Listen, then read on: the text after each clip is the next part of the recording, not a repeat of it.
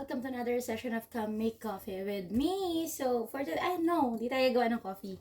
Come make matcha with me. So, tara, timpla tayo. Baso, yung kit nating baso. Puwet. Baso. Good Mate Oat Milk, zero sugar. Yung favorite nating oat milk.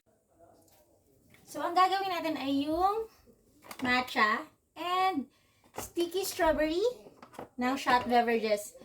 First time ko siya na-try yesterday and ang sarap niya. So, guess what? Uulit ako. Sticky strawberry. So, ayan yung baso. Pour natin yung sticky strawberry. Kayo according sa gusto nyong tamis ng strawberry. Pero ang sarap kasi ng strawberry na to. Ang sarap niya. Actually, hindi ako fan ng mga strawberry syrup dito sa atin. Kasi hindi siya ganun ka anong lasa. Konti na lang. So, mag-restock tayo to. So, bibili na natin is yung malaking version. Like, 1 liter yata to, 950 ml.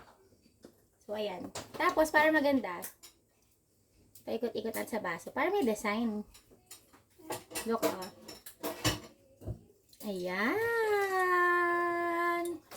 Oh, kumalat na yung strawberry, di ba? Ayan. Ayan. Good Mate Zero Sugar Oat Milk. So, ang milk na gagamit natin for today ay yung Good Mate. So, may naka-ready na ako dito, 100 ml. 80 calories lang yung 200 ml. Pour the milk. 100. Papatay ng isa. Para saktong 200. Ito yung pinaka-favorite kong oat milk. Number 1 brand ko. Lahat ng 3 variants nila gusto ko, pero ito lang talaga yung number 1 sa akin since diet ang person. 200 ml. Ganyan yung itsura ng 200 ml. Tapos, ice. Lagyan natin siya ng ice. Homemade tong ice na to. So, lagi ako gumagawa ng ice. Kasi nga, lagi akong titimpla ng kape. So, yung mga friends ko dyan, or followers na nanonood, gusto nyo ng kape, punta lang kayo dito. Gawan ko kayo. Para matikman nyo yung lasa ng masarap na Good Mate, tsaka ng Shot Beverage Syrup. Sarap. Or matcha, kung gusto nyo, gagawin ko rin kayong matcha. Matcha! So, ayun, may water na tayo dito.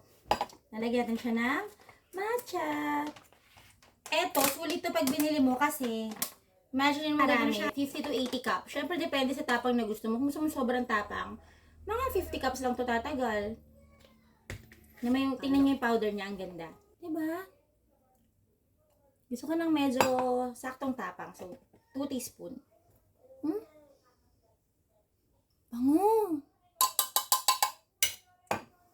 Frotter! So, i-froth natin siya. Oh, kita mo, ayun yung powder. Ah! Natutuwa ako pag ginagawa ko to eh. Kasi lumalabas yung powder.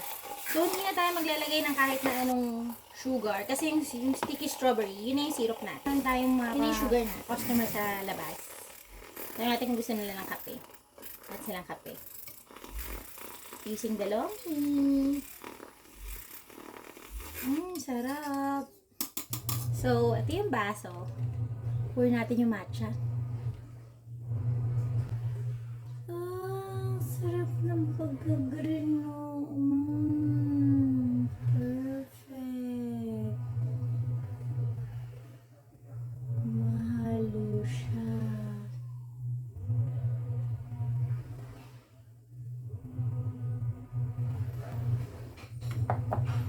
As you can see. See? Ang ganda, diba? Diba? Kuha tayo ng straw. So, ayan siya guys. Straw. Mix natin. Oo, tumatapon mo.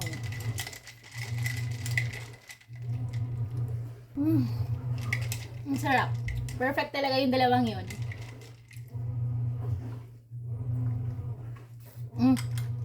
Sorry, maubos na. Yeah, try nyo na.